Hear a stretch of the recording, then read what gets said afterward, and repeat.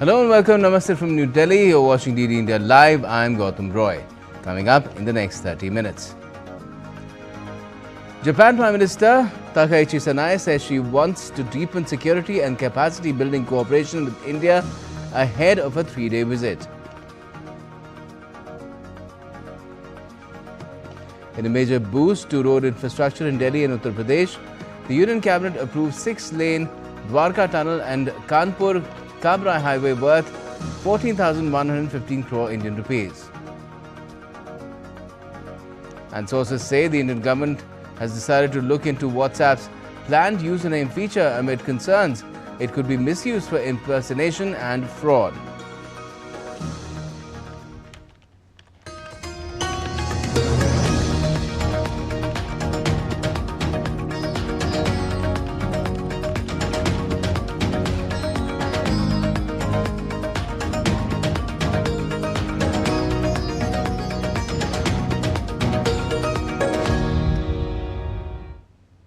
Well, India and Japan are expected to focus on cooperation in Indo-Pacific as well as new projects on critical and emerging technologies as Japanese Prime Minister Takaichi arrives on Wednesday on a 3-day visit for the 16th India-Japan Annual Summit.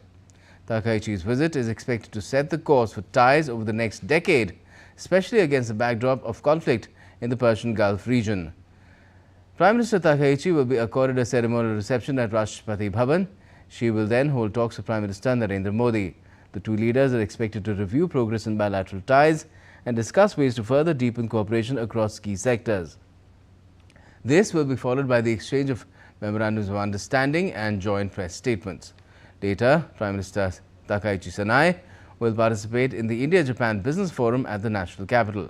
The summit will provide an opportunity for both the sides to review and strengthen the full spectrum of bilateral cooperation and exchange views on regional and global issues of mutual interest.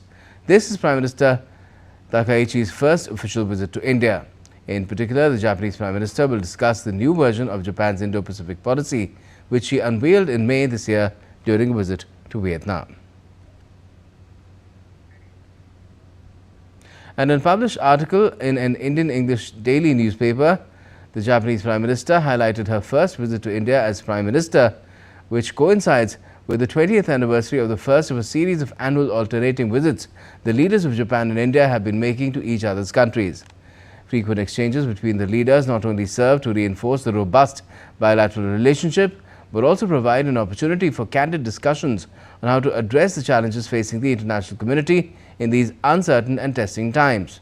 Since Japan and India elevated their bilateral relationship to a special strategic and global partnership in 2014, concrete cooperation has progressed across a wide range of fields including security, the economy, people-to-people exchanges, as well as a Buddhist temple in Kyoto now stands as ties between Japan and India have strengthened.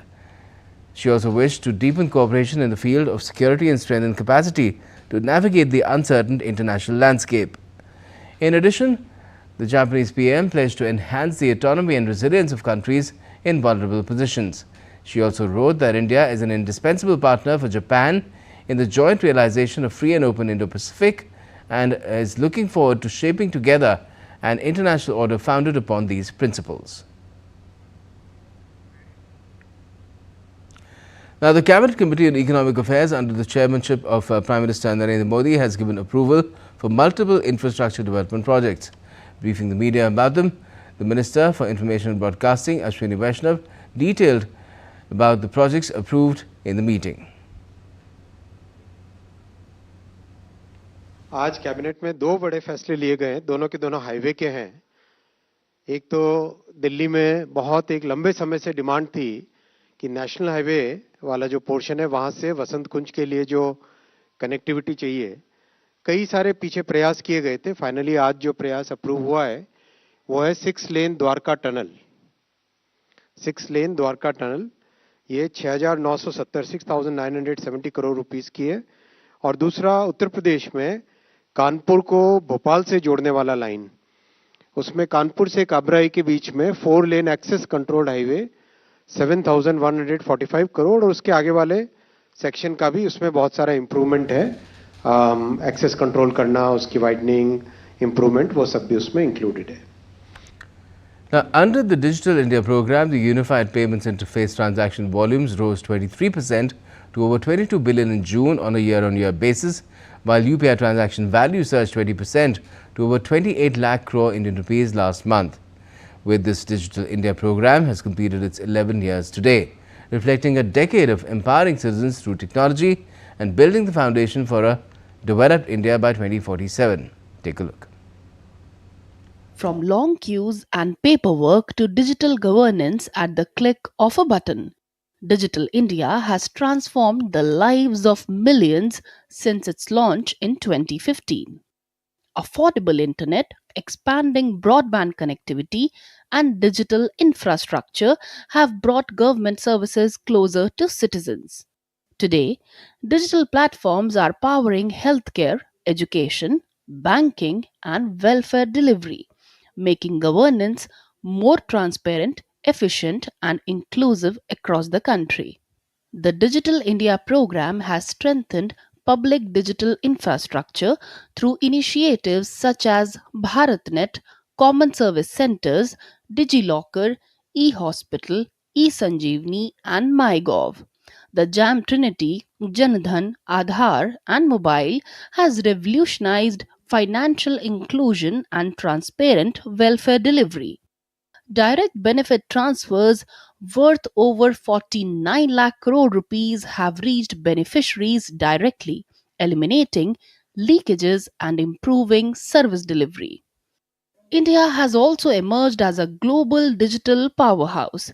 UPI now accounts for nearly 49% of global real time digital payment transactions, while the country's digital economy contributes nearly 12 to 14% of GDP. Electronics manufacturing has grown significantly, making India the world's second largest mobile phone manufacturer. At the same time, digital platforms such as Diksha, Swayam, PM Vidya, and AgriStack are expanding access to education, agriculture, and digital public services. Digital India is also preparing the nation for the future by promoting innovation, entrepreneurship, and emerging technologies such as artificial intelligence, cloud computing, and cybersecurity. Skilling initiatives like PMG Disha, Future Skills, Prime Minister, and the Skill India Digital Hub are creating a future ready workforce. As India moves towards the vision of Viksit Bharat 2047, Digital India continues to drive inclusive growth, technological self reliance, and citizen empowerment across the nation. Kriti Vadhera's report for DD India. Prime Minister Narendra Modi highlighted 11 years of Digital India initiative as redefined governance, empowered citizens, and accelerated all-round development. Sharing a post on social media, the PM wrote that from seamless digital payments and direct benefit transfers reaching beneficiaries with transparency to the expanding digital public infrastructure, technology has become a powerful instrument for furthering ease of living. This initiative has strengthened education, healthcare, agriculture, commerce and public service delivery, making governance more transparent, efficient and accessible. Our strides in the digital world have ensured that India is making rapid progress in emerging technologies such as AI, semiconductors, quantum computing and more.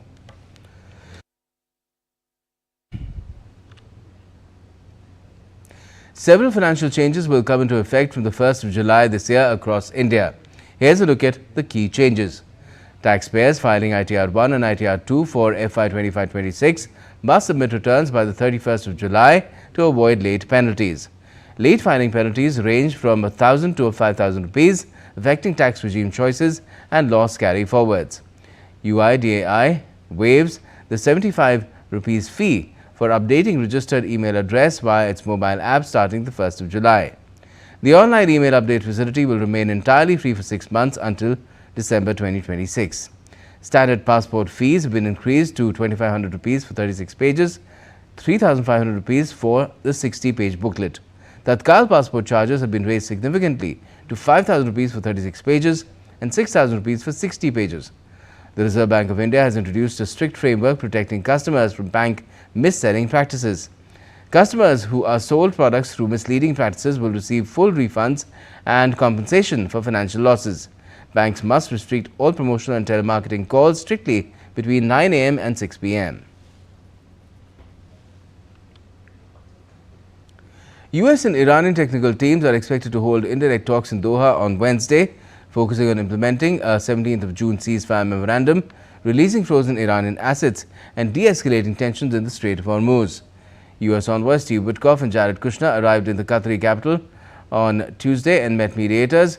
However, Qatar's foreign ministry confirmed no direct or high-level US-Iran meetings as having been scheduled. The discussions come amid ongoing efforts to stabilize the region after months of conflict.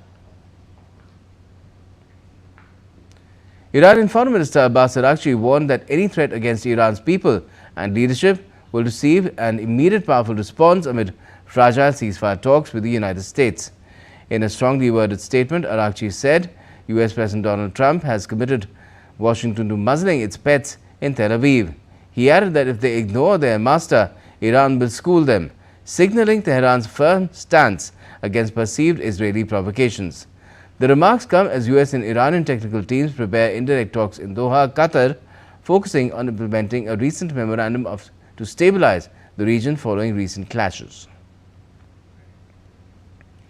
NATO Secretary General Mark Rutte has said that NATO allies will commit to providing sustainable, long-term security assistance for Ukraine at a summit next week in Turkey.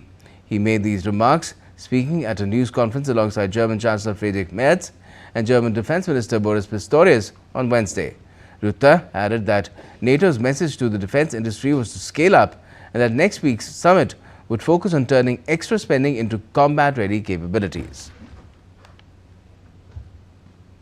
Venezuela is facing a deepening humanitarian crisis after two powerful earthquakes killed nearly 2,000 people and left tens of thousands in need of food and shelter. The 7.2 and 7.5 magnitude earthquakes, among the worst disasters in Latin American history, have claimed 1,943 lives so far and injured over 10,500 people. Search and rescue operations on the sixth day are nearing an end and nearly 6,500 people have been rescued from the rubble, while food shortages and collapse of basic services have worsened conditions in the worst hit areas. Rescue teams also pulled out a 3-year-old boy alive from the debris 6 days after the quakes. The UN has appealed for nearly $15 million in aid as health authorities warn of disease outbreaks, and assessments indicate that nearly 59,000 buildings may have been damaged or destroyed in the quakes. But at least 44 people have been reported injured after a bus rammed into a building in Spain. The accident took place in the northeastern Spain region at around 7:15 a.m. local time, when a tourist bus carrying nearly 55 people crashed into a building. Firefighters and rescue teams rushed to the scene of accident soon thereafter.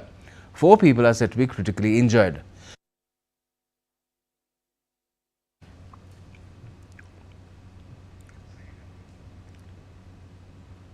Let's now get you some more international updates. Victor Willis, lead singer of the Village People and voice behind YMCA, which became popular at US President Donald Trump's rallies, has died at 74 following a short but aggressive illness, his spouse announced on Facebook. The Texas-born musician co-wrote hits like In the Navy and Macho Man, which dominated dance floors in the late 1970s. Willis struggled with drug addiction and took a plea deal over cocaine possession in 2006. For the first time in Vietnam, audiences can experience the country's wildlife live as it unfolds in its natural habitat. Vietnam Wildlife is broadcast directly from Con Dao National Park, offering a rare, real-time glimpse into the lives of wild animals. Using specialist cameras, surveillance systems and camera traps, viewers can watch nature unfold in real time. And still to come in this edition of DD India Live. IIT Delhi and DRDO develop a lightweight aerostat to boost India's surveillance and communication capabilities.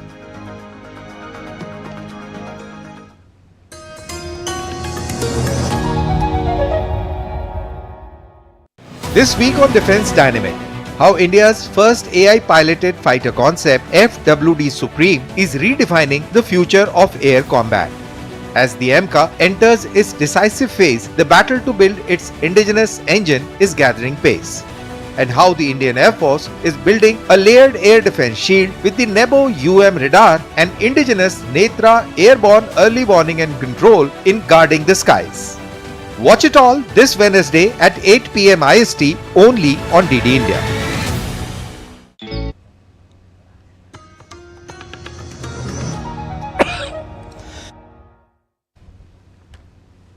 Welcome back. You're watching DD India Live. I'm Gautam Roy. Now, Germany's domestic intelligence agency, the Federal Office for the Protection of the Constitution, has reported an increase in people within the far-right party Alternative for Germany, that's the AfD, who are considered to have potential extremist views. In a report covering 2025, the agency and the Interior Ministry said about 28,000 of the AfD's roughly 70,000 members are now seen as possibly linked to right-wing extremism. This is up from 20,000 the year before, a rise of about 40%. The AfD has rejected these claims and says the intelligence agency's assessment is politically motivated. Germany faces mounting threats from polarized domestic politics on both the far right and left, which continues to be the biggest threat to the nation's democracy. Let's get you more on this. And joining us with more is DW correspondent Chiponda Chimbelu from Berlin. Good evening to you, Chiponda. Now, what are the main takeaways of this report? Well, Gautam, the number of politically motivated crimes in Germany continued to rise last year, and that's according to the 2025 report from the German Federal Domestic Intelligence Agency. And one figure that really stood out from the report, which was released on Tuesday, is the one on violent crimes. Now, last year, they increased by about 10% to just under 3,300.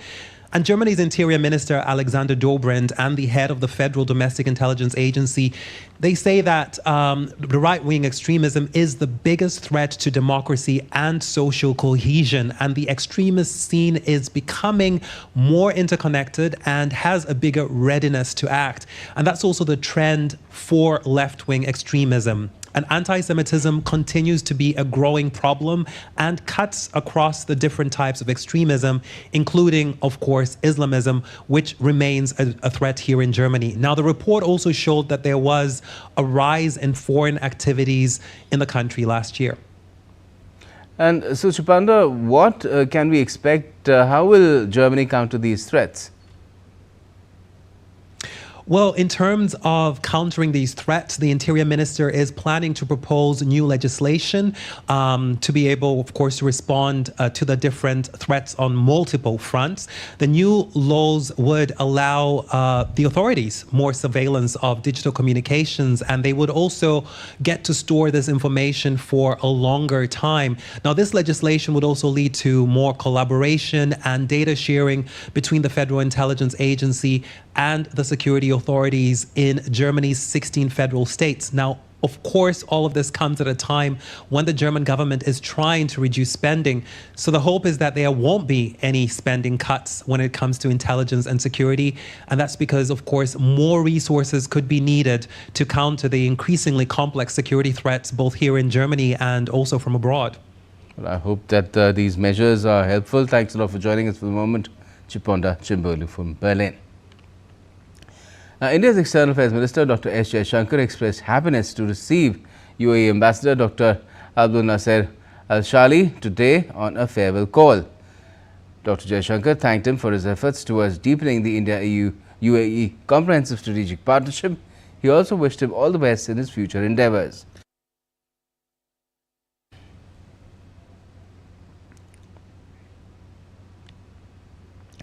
The central government is set to examine WhatsApp's proposed user ID feature amid concerns that it could increase the risk of online fraud.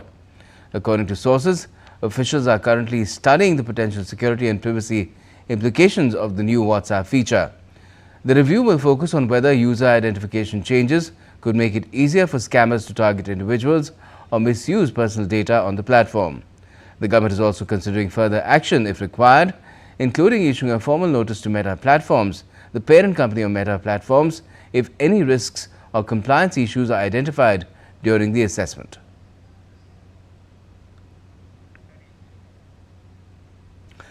IIT Delhi, with DRDO funding, has developed an indigenous tactical aerostat system that can be deployed up to 200 meters to enhance India's defense and surveillance capabilities.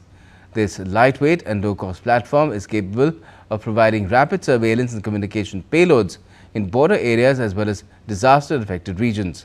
In its construction, multi-layered coated and laminated fabric has been used, which makes it extremely light, strong and capable of preventing leakage of helium gas.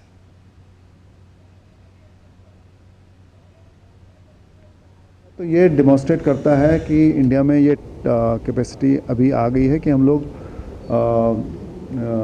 Lighter than aircraft develop कर सकते हैं। पहला। दूसरा ये है कि ये एक तरह का रेज प्लेटफॉर्म है। ये this particular one can go से अप टू 200 मीटर्स। ठीक है, तो इसमें कोई भी पेलोड आप लगा सकते हैं। उसके अलावा आप इसमें कम्युनिकेशन नेटवर्क डिप्लॉय कर सकते हैं जो उस एरिया में टेम्पोरेरली जब तक ये है कम्युनिकेशन को रिस्टोर कर सकता है। और उसके अलावा सेंसर का लगा सकते हैं, आप वेदर मॉनिटरिंग डिवाइसेस लगा सकते हैं। Now, 2 years have passed since the implementation of the Bharatiya Nyaya Sanhita, Bharatiya Nagrik Suraksha Sanhita and Bharatiya Sakshi Adhiniyam, ushering a new era of criminal justice reforms in India. The new laws aim to modernize crime investigation, strengthen the justice delivery system and ensure timely justice for victims. So how have these reforms transformed India's criminal justice framework over the last 2 years? Take a look. 2 years have elapsed since the implementation of the 3 new laws, Bharatiya Nyaya Sanhita, Bharatiya Nagrik Suraksha Sanhita and Bharatiya Sakshi Adhiniyam, introduced to liberate the country's criminal justice system from the shadow of the colonial era. Effective nationwide since July 1, 2024, these laws focus on punishing the guilty, delivering justice to victims, and accelerating the pace of court proceedings. To strengthen the police infrastructure for implementing the provisions of the new laws, all 17,798 police stations across the country have been integrated with the crime and criminal tracking network and systems. Addressing contemporary challenges, the new laws incorporate offences related to terrorism, organized crime, and mob lynching, with provisions for penalties extending up to the death penalty. Defining terrorism, endangering the unity, integrity, and security of the country, intimidating the general public, and disrupting law and order have been classified as acts of terrorism. Provisions for the death penalty or life imprisonment have been made for these offences. Strict penal provisions have also been introduced for crimes against women and children. In rape cases, permission have been granted to record the victim's statement via audio-visual means. As far as possible, the statement of a female victim must be recorded before a female magistrate. It has been made mandatory for the doctor to submit the medical report within 7 days. A provision for the death penalty or life imprisonment has been introduced for those convicted of gang raping a female under the age of 18. Crimes such as kidnapping, extortion, contract killing, land grabbing, financial scams, and cybercrimes committed by criminal syndicates have been brought under the ambit of organized crime. The term sedition has been removed. Instead, inciting or attempting to incite secession, armed rebellion, or subversive activities, as well as endangering the sovereignty, unity, and integrity of India, has been declared an offence against the nation. Provisions have also been made to try fugitive offenders in absentia. Similarly, significant changes have been introduced to the Bharatiya Nagrik Suraksha Sanhita and the Bharatiya Sakshi Adhiniyam, which replaces the Code of Criminal Procedure. Victims have been granted the right to file an FIR at any police station. The entire process, from registering an FIR and maintaining the case diary to filing the charge sheet and delivering the verdict, has been digitized. Mobile applications such as e-Summons, e-Sakshi, and Nyaya Shruti have been developed for this purpose. The new laws prescribe a fixed time frame for the entire process, from filing the charge sheet to delivering the verdict after the hearing, to ensure timely justice for the common man. Bureau Report, DD India. Now in sports, the Indian cricket team aims to bounce back from its shock series defeat against Ireland when it takes on England in the first game of the 5-match T20 International Series at Chester Street later tonight. Newly appointed captain Shreyas Iyer will strive to get his first series win under his belt. He'll have pressure to deliver results against England after the slip-ups against Ireland. 50-year-old Weber Suryavanshi will be in the spotlight as well on whether he would become the youngest Indian player to debut in international cricket. World number 2 England, however, will pose a different challenge in their own backyard. The hosts boast one of the strongest white ball squads in world cricket, led by Harry Brook.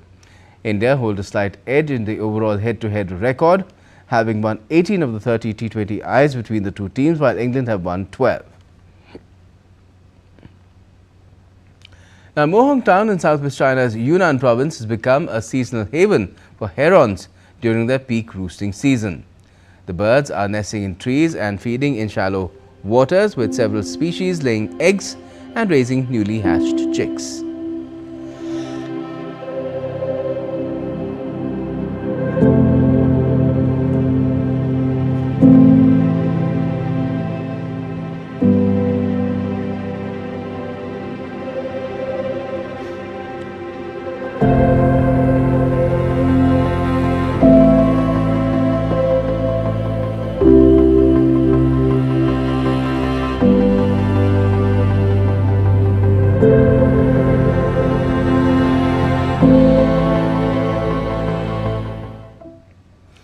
That's all we have for this edition of DD India Live, but let us know your thoughts on the news of the day.